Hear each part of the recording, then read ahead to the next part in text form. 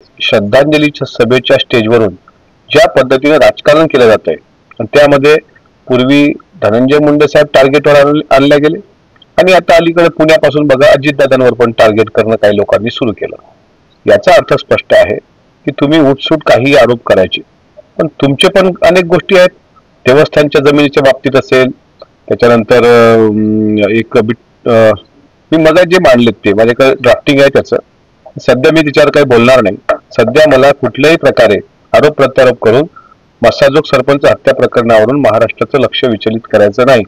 त्यामुळं जर आपल्या पक्षाने आपल्याला तंबी दिली असेल, म्हणजे सुरेश अण्णांना, बावनकुळे साहेबांनी तंबी दिली, स्वतः देवेंद्रजींनी तंबी दिली, त्यांनी 2 प्रकरणात त्याबद्दल दिलगिरी व्यक्त केली, एक प्राजक्ता माळी प्रकरण आणि एक आदरणीय उपमुख्यमंत्री अजितदादांवर त्यांनी केलेला एकेरी शब्दाचा वापर। त्याच्याही नंतर जर ते आवरत नसतील तर आज त्यांनी आरोप खोडून दाखवावे।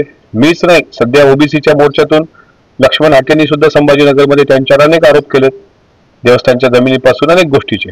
त्या गोष्टी त्यांनी सप्रमाण सिद्ध करून दाखवाव्यात की हे आरोप चुकीचे आहेत म्हणून अशा प्रकारे आमची त्यांना सर्वांना सूचना आहे की संतोष देशमुखांचं कुटुंब ज्यावेळेस न्याय मागताना एखाद्या स्टेजवर बसलेलं असतं त्यावेळी तुम्ही भलतीकडेच तुमचा स्वर नेत फक्त धनंजय मुंडे साहेबांना टार्गेट करण्याचं कृपा करून थांबवावं।